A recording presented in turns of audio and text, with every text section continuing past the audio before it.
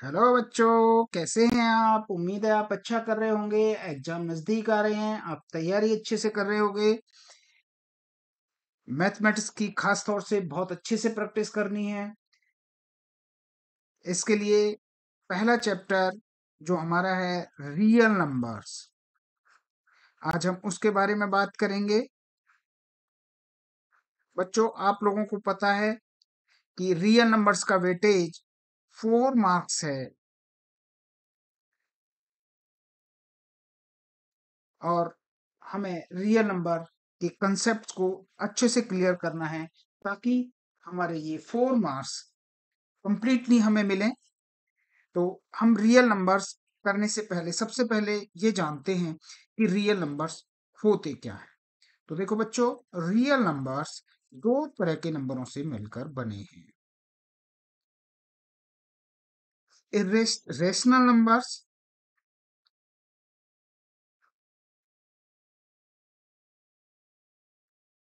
और irrational numbers.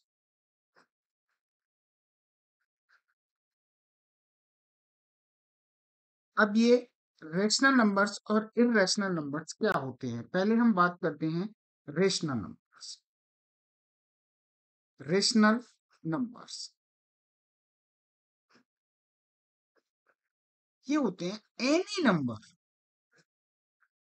Number that can be expressed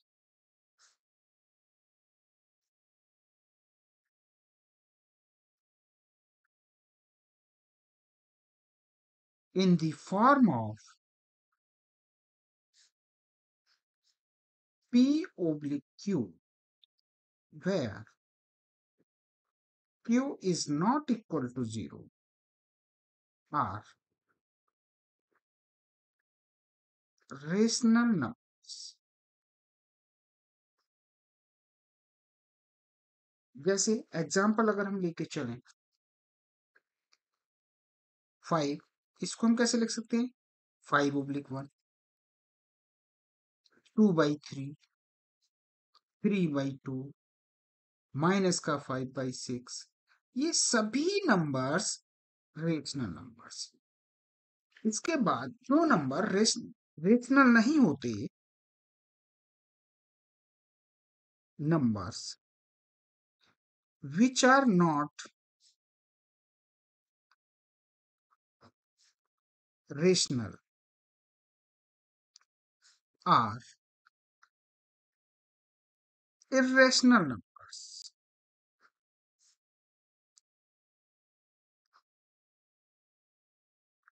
That is, cannot be written, cannot be expressed in the form of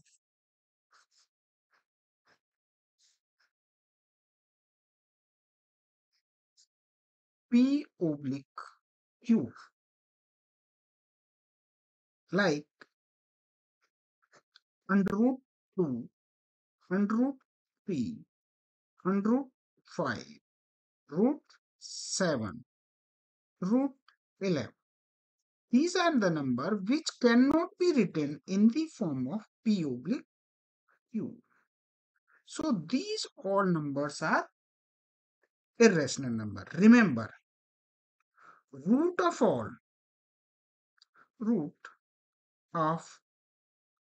all prime numbers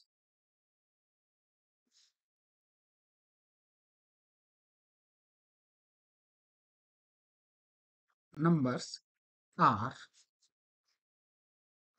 irrational. तो बच्चों, ये clear हो गया होगा आपको कि रैशनल नंबर्स क्या होते हैं, इरेशनल नंबर्स क्या होते हैं, और इन दोनों को मिलाकर जो नंबर बनता है वो होते हैं रियल नंबर्स। अब हम थ्योरम नंबर 1 पर आते हैं, यूक्लिड डिवीजन लेमा। ये क्या है? For any given positive number a and b, मान लो हमारे पास दो नंबर दे रखे हैं ए और बी, तो ऐसे यूनिक इंटीजरों के लिए एडजस्ट करेंगे जो इक्वेशन को सेटिस्फाई करते हैं। A equal to B Q plus R, where R is greater than equal to 0 but less than B, यानी आर 0 और बी के बीच में कहीं भी लाई करेगा। 0 भी हो सकता है और बी से छोटा कोई भी इंटीजर हो सकता है। यूक्लिड लेमा का हम जो इस्तेमाल 10th क्लास में एचसीएफ निकालने के लिए करेंगे। अब मान लो लेकर चलो दो संख्याएं लेते हैं हम, 12 और 5, 12 एंड 5। इसके अंदर देखो इस थ्योरम को कैसे लगाएंगे। हम क्या करते हैं, 5 का डिवीजन करते हैं 12, तो 5 टू जा 10, रिमाइंडर 2। तो हम इसको लिख सकते हैं 12 equal to 5 into 2 plus 2, 5 into 2 plus 2। तो यहाँ पर देखोगे हमारे पास ए कितना है 12, ई कितना है 5, क्यू कितना है 2, आर कितना है 2। तो ये जो आर है 2, ये 5 से कम है। यही थ्योरम है। अगर हम एक और एग्जांपल लेते हैं, let us take example 12 and 4, then we can write 12 equal to 4 into 3 plus 0, when we will divide 12 by 4 3 times, it will be 12 and remainder will be 0. So we can write 4 into 3 plus 0. In this way, we can represent any number as a multiple of another number plus remainder. This is the Euclid division lemma. अब हम आगे चलते हैं। Euclid division algorithm, अब हम इसको कैसे करते हैं, जो अभी हमने स्टेप बताए उस तरीके से करते हैं। टू ऑब्टेन द एचसीएफ, अगर हमें एचसीएफ निकालना है ऑफ टू पॉजिटिव इंटीजर्स, दो पॉजिटिव इंटीजर्स का, से सी एंड डी, मान लो दो सी एंड डी हमारे पास नंबर हैं और हमसे कहा जाता है कि इन सी और डी का एचसीएफ निकालो। जहां पर सी इज ग्रेटर देन डी, हम इन स्टेप्स को फॉलो करते हैं और इसी को यूक्लिड डिवीजन एल्गोरिथम कहते हैं। इसका स्टेप 1 क्या है? स्टेप 1 ये है, apply Euclid's lemma to c and d. C and d में यू अप्लाई करो। We find whole numbers q and r such that, तो हमें डिवीजन करने पर क्यू और आर मिलेंगे, वो इस तरीके से सेटिस्फाई करेंगे कि जो सी होगा वो बी क्यू प्लस आर होगा, और जो आर है which is greater than equal to 0 but less than d. If r equal to 0, यहाँ पर अगर हमें आर 0 मिल जाता है, जो डी होगा is the H C F of c and d. अगर हमें आर 0 नहीं मिलता तो क्यू और बी और आर इन दोनों के अंदर फिर से इस लेमा को अप्लाई करके, apply the division lemma to d r. हम इसको तब कंटिन्यू करते रहेंगे जब तक कि हमें आर 0 नहीं मिल जाता। तो ये हमारा एचसीएफ निकालने के लिए यूक्लिड लेमा एल्गोरिथम। अब हम एक एग्जांपल लेकर चलते हैं कि आप यहाँ एचसीएफ निकालते हैं, हम एचसीएफ निकालते हैं 45 एंड 25। देखो उस थ्योरम को लगाएंगे हम, 25 का डिवीजन करते हैं 45, तो 1 टाइम्स 25 20, तो we can write 45 equal to 25 into 1 plus 20।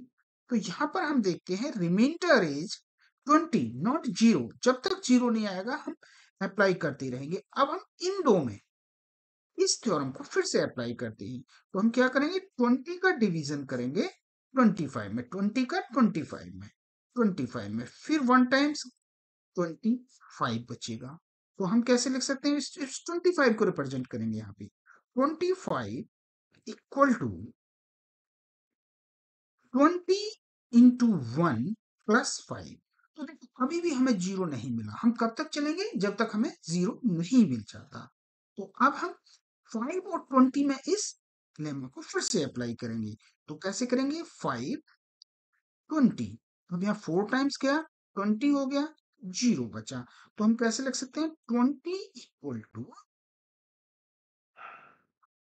5 into 4 plus zero. तो यहां पर हमें रिमाइंडर जीरो मिल गया। तो ये जो 5 था, जो डिवाइजर था, ये जो डिवाइजर था, डिवाइजर ही हमारा एचसीएफ होता है। तो एचसीएफ इक्वल टू कितना आ गया, 5। अब हम दूसरा एग्जांपल ले लेते हैं। मान लो हम लेते हैं 25 एंड 85। तो अब हम यहाँ पर इस थ्योरम को लगाते हैं। तो हम पहले क्या करेंगे, 25 का डिवीजन करेंगे 85 में, 3 टाइम्स 75 में। तो हम 85 को कैसे लिख सकते हैं, 25 इंटू 3 प्लस 10। अभी हमारा जीरो नहीं आया, तो हम क्या करेंगे, इन दोनों के बीच में इस लेमा को लगाएंगे। तो हमारा क्या आएगा, 25 इक्वल टू, डिवाइड करके देखते हैं, 25 में 2 टाइम्स गया 25 रिमाइंडर। तो हम लिखेंगे 25 इक्वल टू 10 इंटू 2 प्लस 5। अभी भी हमारा जीरो नहीं आया, 5 रिमाइंडर है। तो हम इन दोनों के अंदर फिर से लगाएंगे, तक लगाते रहेंगे जब तक ये हमारा जीरो आर जीरो नहीं आ जाता। तो अब हमारा क्या होगा, 10 इक्वल टू 5 इंटू 2, 5 से हम डिवाइड करेंगे 10 को, 2 टाइम्स क्या, 10 रिमाइंडर जीरो प्लस जीरो। तो हमारा ये जीरो आ गया। जब हमारा ये जीरो आ गया, तो यही हमारा एचसीएफ होगा। तो एचसीएफ ऑफ 25 एंड 85 इज 5। इस तरीके से हम एचसीएफ निकाल सकते हैं। अब हम एक और एग्जांपल लेकर चलते हैं। Using Euclid's division algorithm, find HCF of 4052 and 12,576। तो हम स्टेप बाय स्टेप चलते हैं। पहला स्टेप लेते हैं, हम पहले देखते हैं इनमें बड़ा कौन सा है, ये बड़ा है या ये बड़ा है। नेचुरली 12,000 बड़ा है, तो हम 12,576 में इसका डिवीजन करके डिवीजन एल्गोरिथम के फॉर्म में लिखेंगे। तो हम कैसे करते हैं, 4052 से हम डिवाइड करेंगे 12,576 को। तो ये इससे कितनी बार डिवाइड होगा, 3 टाइम्स होगा। 3 टाइम्स डिवाइड होगा, तो ये हो गया 6 5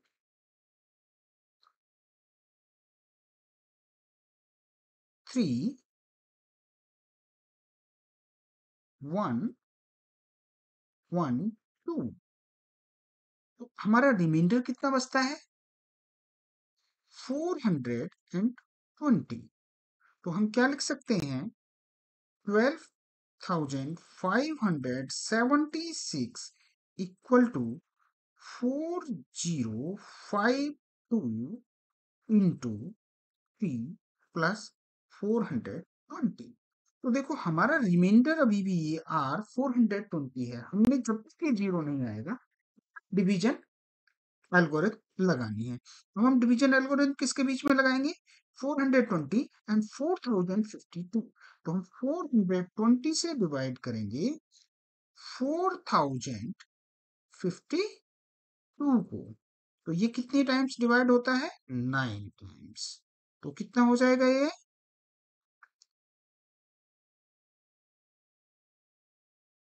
37। 80 और रिमाइंडर हमें कितना बचेगा 272। अब हम इसको लिख सकते हैं 4052 इक्वल टू 420 इंटू 9 प्लस 272।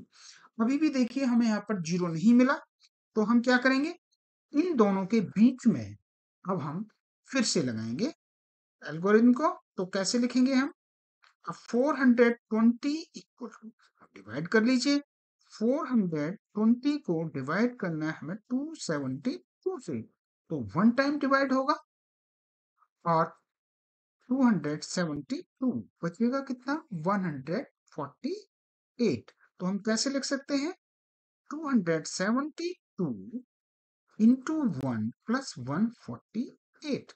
अभी भी जीरो नहीं है, तो अब हम क्या करेंगे इन दोनों के बीच में इसी थ्योरम को लगाएंगे। तो हमारा क्या होगा 272 इक्वल टू 148 से हम डिवाइड कर देंगे 272 को वन टाइम्स क्या है 148, कितना बचा 124।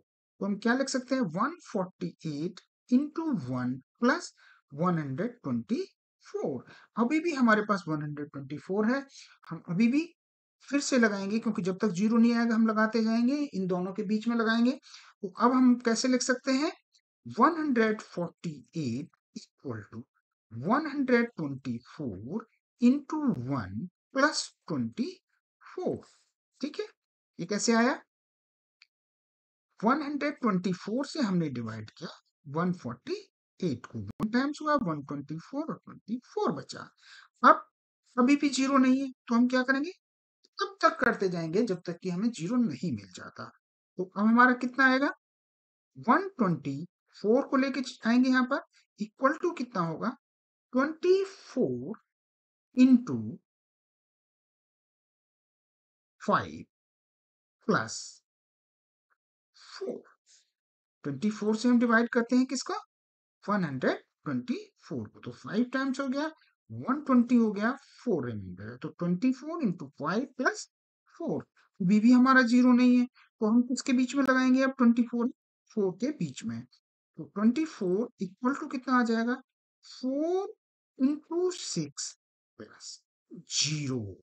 तो देखो ये जीरो आ गया, तो जैसे ही हमारे पास ये जीरो आया तो ये जो डिवाइजर था ये HCF हुआ। तो यहां पर हम कह सकते हैं HCF ऑफ 12,576 एंड 4052 इज 4। तो बच्चों इस तरीके से हम HCF निकालते हैं इस डिवीजन थ्योरम को लगाकर। अब देखो एक और एग्जांपल लेते हैं NCERT का, so that every positive even integer is of the form 2q and that every positive integer is of the form 2q plus 1 where q is some integer। तो देखो हम कोई भी नंबर है लेकर चलते हैं, मान लो एक late a be any positive integer, a be any positive integer। हमसे ये कहा गया है कि ऑड तो 2q प्लस 1 की फॉर्म में ही लिखा जा सकता है और इवन 2q की फॉर्म में लिखा जा सकता है। तो हम ये मानकर चलते हैं कोई इंटीजर है a, उसके लिए हम b इक्वल टू और b ले लेते हैं, b कोई भी संख्या ले लेते हैं 2। तो हम यूक्लिड थ्योरम के हिसाब से कैसे लिख सकते हैं a equal to 2q plus r। अब ये जो r होगा इस 2 से छोटा होगा और जीरो भी हो सकता है। तो क्या हो सकता है, आर की वैल्यू या तो 0 होगी या 1 होगी। तो हम ए को किस तरीके से लिख सकते हैं, ए इक्वल टू हो सकता है, या तो हो सकता है 2q प्लस 1, या हो सकता है 2q ओनली, 2q प्लस 0 यानी कि 2q। तो हम किसी भी नंबर को सिर्फ दो तरीके से लिख सकते हैं, 2q और 2q प्लस 1। अगर if a is in the form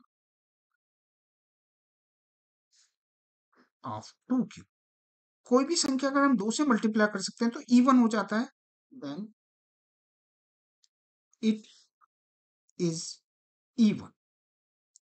और हम इवन में अगर एक जोड़ देते हैं तो वो ऑड हो जाता है, and 2q plus 1 is odd. तो हम देखते हैं कि कोई भी संख्या अगर वो 2q की फॉर्म में है, 2q की फॉर्म में है तो वो इवन होगी, और 2q प्लस 1 की फॉर्म में है तो वो ऑड होगी। इस तरीके से हम रिप्रेजेंट कर सकते हैं। अब हम अगला एग्जांपल लेते हैं, so that any positive odd integer is of the form of 4q plus 1 और 4q plus 3 where q is some integers। तो अगर हम यहाँ पर लें उसी तरीके से हम करते हैं जैसे अभी किया, let a be any integer and b equal to 4 ले लेते हैं। तो हम a को कैसे लिख सकते हैं, a इक्वल टू हो सकता है 4q प्लस आर, और ये आर क्या होगा, 0 से लेकर 3 तक होगा, 4 से कम होगा। तो क्या हो सकता है, 4q plus 0, 4q plus 1, 4q plus 2 और 4q प्लस 3, ये हो सकते हैं। अब जो 4q है, 4q को हम कैसे लिख सकते हैं, 2 इंटू 2q, यानी कि इवन हो गया। 4q जब इवन है तो 4q प्लस 1 क्या होगा, ऑड होगा। 4q प्लस 2 को हम कैसे लिख सकते हैं, 2 इंटू q प्लस 1, और किसी भी संख्या में 2 से मल्टीप्लाई करेंगे तो वो इवन हो जाएगा। तो ये कैसा होगा, इवन। अब हम लेते हैं 4q प्लस 3। तो 4q प्लस 3 क्या होगा, जब हम एक इवन में एक नंबर और जोड़ देंगे तो ये क्या हो जाएगा, odd। तो इसका मतलब क्या हुआ कि for any positive in odd integers is of the form of 4q plus 1। देखो 4q plus 1 odd है और 4q plus 3 odd है। तो इस तरीके से हम इसको प्रूफ कर सकते हैं। अब हम आगे चलते हैं, एक एग्जांपल लेते हैं, एनसीईआरटी का एग्जांपल है, example 4। A sweet seller has 420 kaju burfis and 130 badam burfis. She wants to stack them in such a way that each stack has the same number and they take up the least area of the tray। यानी कि हर line में same number हो और least area. What is the maximum number of burfis that can be placed in each stack for this purpose। तो आप देखेंगे इस question में भी हमने क्या करना होगा, HCF निकालना होगा यूक्लिड थ्योरम को लगाकर। HCF किसका निकालना होगा, HCF निकालना होगा 420 और 130 का। तो हम उसी तरीके से यूक्लिड लेमा अप्लाई करेंगे 420 एंड 130 से। तो 130 से हम 420 को डिवाइड कर देंगे 3 टाइम्स 390, रिमाइंडर इज 30। तो हम कैसे लिख सकते हैं? 420 इक्वल टू 130 इंटू 3 प्लस 30। अब हमारे अभी रिमाइंडर 0 नहीं है, तो हम क्या करेंगे? 30 और 130 में लेमा अप्लाई करेंगे। तो हम कैसे लिख सकते हैं? 130 इक्वल टू 30 इंटू 4 प्लस 10। अभी भी हमारा रिमाइंडर 10 है, 0 नहीं है। अब हम 30 में अप्लाई करेंगे, तो 30 इक्वल टू 10 इंटू 3 प्लस 0। अब हमारा 0 आ गया, तो हमारा एचसीएफ क्या होगा? तो एचसीएफ इक्वल टू आ गया 10, और यही नंबर ऑफ बर्फी होगी। ठीक है, तो therefore the sweet seller can make a stake of 10 for both kind of burfi. तो stake of 10।